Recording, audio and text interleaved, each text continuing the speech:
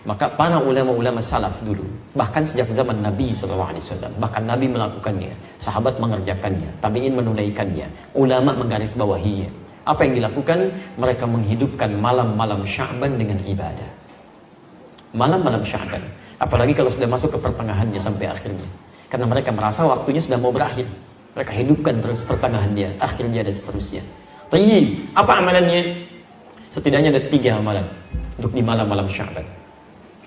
Boleh dimulai dari malam ini, silahkan. Ya. Kita saling mengingatkan ya, boleh silahkan. Ya. Untuk kabari yang lain ya.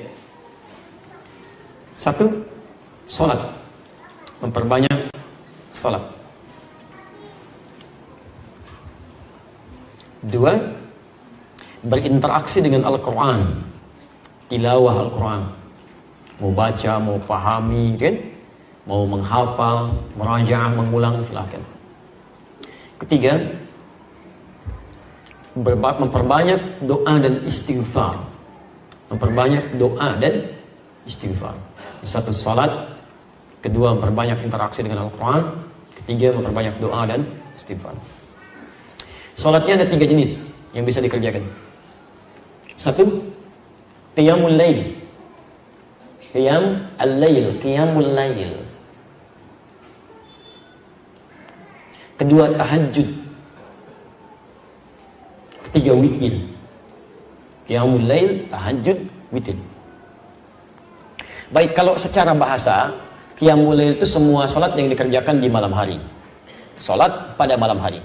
Tapi kalau spesifik istilah fiqih, qiyamul lail itu adalah salat yang dikerjakan pasca salat isya dan sunnahnya tanpa diawali dengan tidur terlebih dahulu. Jadi untuk membedakan dengan tahajud. Kalau qiyamul lail, Anda sudah salat isya, kemudian salat sunnah, lalu Anda salat di situ 2 rakaat, 4 rakaat, 6 rakaat, tutup dengan witir 1 rakaat atau 3 rakaat. Itu disebut dengan qiyamul lail. Di luar bulan Sya'ban, umumnya salat ini dikerjakan bagi orang yang belum tentu bangun di malam hari. Karena terlampau lelah misalnya, diduga tidak bisa bangun malam, maka dia salat terlebih dahulu sebelum tidur, tutup dengan witir sebelum tidur. Jelas ya? Tapi di bulan Sya'ban tidak harus menunggu itu. Ya, silahkan, nggak apa-apa.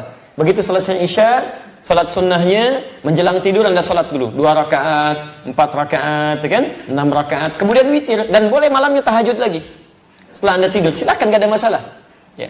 Nah, dalam konteks qiyamul lail ini, ya, isyarat di Qur'annya jangan mempersulit, mudahkan. Bahkan bacaan-bacaannya pilih yang paling mudah. Ya. Quran surah ke-73 ayat 20. Faqra'u ma tayassara minal Qur'an. Silakan baca yang mudah-mudah, ringan-ringan dari Al-Qur'an. Silakan. Ya. Dan ringan itu bisa relatif ya. Ringannya Nabi itu 100 ayat Al-Baqarah. Ringan itu ya. Masya Allah. Antum ya demikian. Qul huwallah ya. Kemudian An-Nas rakaat kedua. Hari keduanya tambah lagi Ad-Duha, setelahnya Alam Nashrah. Naik lagi. Ya.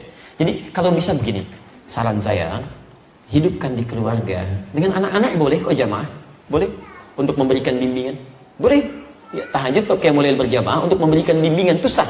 Seperti Nabi pernah menjadi imam bagi Abdullah bin Abbas radhiyallahu taala anhuma. Salat malam ada di Abu Dawud nomor hadis 1365 ketika di rumah Sayyidah Maimunah. Ibnu Abbas salat di belakang. Ya, kemudian setelah itu ditarik oleh Nabi sampai sejajar begini. Itu salatnya sedang tahajud. Awas, hati-hati. Saya suka agak bingung ini ya, agak sulit memahami, gagal dalam paham.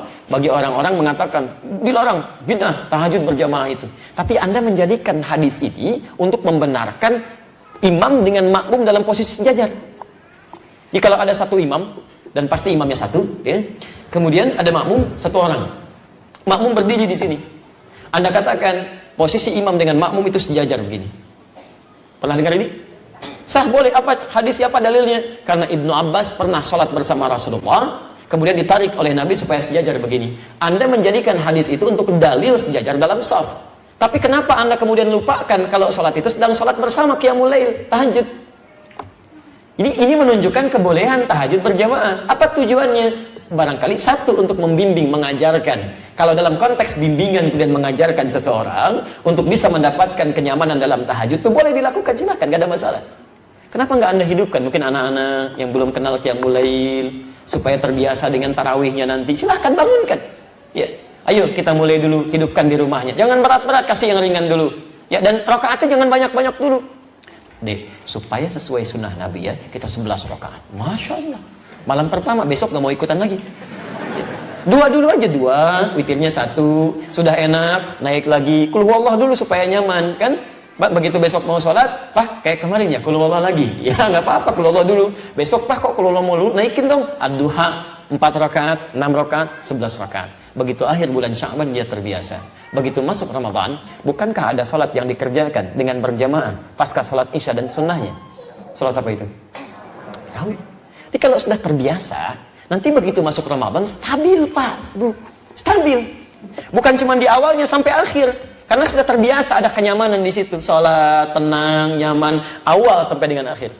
Tapi kalau nggak biasa, umumnya itu numpang kaget aja. Numpang rame tuh, ada jamaah hore, jamaah kagetan, rame. Jadi begitu awal puasa, bang, rame ke masjid semua. Dia, Masya Allah, rame. Tapi karena nggak pernah terbiasa sebelumnya, awal-awal luber sampai keluar pintu An-Nur. Begitu pertengahan, terjadi kemajuan. Sapnya maju ke depan. Tuh. Sampai akhir Ramadan. Ini karena nggak pernah dibiasakan, gitu kan. Jadi awal, ayo coba kita bangun. Semangat yang sama. Ya. Malamnya, yuk bangun tahajud. Tunaikan. Tahajud, maksimalkan. Jadi kalau sudah enak seperti itu, Masya Allah. Bahkan dulu, selevel. Hudzaifah al-Yamani, Al-Mughirah bin Syu'bah, Abdullah bin Mas'ud radhiyallahu ta'ala anhum jami'an, orang-orang baik. Sebagian mereka bahkan dipuji oleh Nabi sallallahu alaihi wasallam. Bacaan Qur'annya indah. Itu datang kepada Sayyidah Aisyah radhiyallahu ta'ala anha, rahimahullah. Di hadis riwayat Al-Bukhari, nomor hadis 2008 sampai nomor hadis 2012. Kaifa kanat salatu Rasulillah sallallahu alaihi wasallam? Ya Sayyidah Aisyah, bagaimana sih salat malamnya Nabi? Saking inginnya mengetahui salat malamnya Nabi. Kata Sayyidah Aisyah, perhatikan. Ini yang paling menarik. La tas'al an hisnihinna wa tulihinna. Gak usah ditanya tentang bagus dan panjangnya salat Nabi. Cukup diketahui saja. Penasaran, diikuti di belakangnya. Di belakang Nabi SAW salat. Masya Allah, salatnya tuh kata Hudzaifah al-Yamani, indah, gitu, tenang salatnya. Rakaat-rakaat itu rakaat pertama, kedua, setelah itu istirahat dulu, berzikir, Allahumma innaka afuwwun tuhibbul afwa fa'fu anni. Indah, enak. Sesuatu yang ditunaikan dengan tenang, nyaman, ada jeda sejenak, disebut dengan tarwihah. Jamaknya disebut dengan tarawih. Tarawih itu sifat, bukan nama sholatnya, sifat sholatnya. Jadi ketika disebut tarawih, dipopulerkan oleh ulama, ingin memberikan kesan bahwa sholatnya Nabi itu tenang, tidak buru-buru. Nyaman, bisa nggak terbayangkan Pak, 11 rakaat sampai hampir menjelang fajar saking nikmatnya.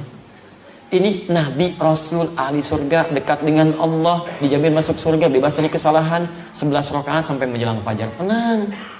Ini Anda Nabi bukan, Rasul bukan, belum jadi ahli surga, belum tentu dekat dengan Allah, 23 rakaat, 7 menit. Allahu Akbar, Allahu Akbar, Allahu Akbar. Itu luar biasa. Lebih soleh daripada Nabi gitu kan. Maksudnya cepat sekali gitu kan. Itu kan luar biasa. Tarawih itu ya begitu, tenang. Ya, dan yang dibaca berapa? Masya Allah, saking nikmatnya. Kata Hudzaifah al-Yamani, saya pernah di belakang Nabi. Rakaat pertama 100 ayat Al-Baqarah. Itu pun bukan baca biasa. Begitu berhenti di ayat-ayat tentang surga, berdoa supaya umatnya masuk surga. Begitu baca tentang ayat-ayat neraka, menangis memohon supaya umat dibebaskan dari azab. Ya, ada kenikmatan dalam sholatnya. Bahkan Masya Allah pernah di belakang Nabi, dikira 100 ayat Al-Baqarah selesai, ternyata nyambung semuanya Al-Baqarah 186. Rakaat pertama dikira akan ruku, kata Abdullah bin Mas'ud, ternyata Ali Imran disambungkan sampai 200 ayat. Dikira akan ruku, ternyata ke An-Nisa 176 ayat, 5 juz 4 halaman, baru ruku. Besoknya nggak pada ikutan lagi. Bukan capek, tapi kata Abdullah bin Mas'ud, bukan capek, saya sering menduga, katanya. Ini saya jadi berprasangka pada diri saya, jadi sering menduga, jadi nggak enak sama Nabi. Ini sekarang bukan rukunya. Nikmat, mereka sudah biasa salat malam. Bahkan Abdullah bin Mas'ud, Abdurrahman bin Auf, Uthman bin Affan disebutkan di kitab At-Tibyan karena Imam An-Nawawi. Saya punya terbitan Darul Kutub Al-Islamiyah warna merah marun, halaman 38, ya, paragraf pertama baris 1 sampai 2, posisi paling kanan sebelah atas. Itu mereka sepeninggal Nabi menikmati sholat tahajud sampai hatam Quran. Semalam hatam Quran. Diberikan keberkahan waktunya oleh Allah Subhanahu wa taala. Nah, jadi Bapak dan Ibu sekalian, ayo kita hidupkan malamnya. Ayo kita hidupkan. Makanya malam-malam Sya'ban itu ulama menghidupkan waktu malamnya. Silahkan cek. Anda buka kitab Syekhul Islam Ibnu Taimiyah Majmu' Fatawa, juz ke-23, halaman 123. Ya, disebutkan dengan redaksi berbeda, substansi yang sama. Di kitabnya Syekh Ibnu Mulakin Asy-Syafi'i atau Mulakin Asy-Syafi'i di kitab At-Tawdih halaman 444. Itu Masya Allah, ulama-ulama salaf dari zaman sahabat, tabi'in dan setelahnya itu selalu menghidupkan malam Sya'ban, pertengahannya apalagi sampai ke akhirnya, karena merasa bahwa ini akan berakhir nih, jarang-jarang bisa dihidupkan. Ada yang salat tahajud, qiyamul lail, baca Quran, Masya Allah, dihidupkan oleh mereka, ya, dihidupkan.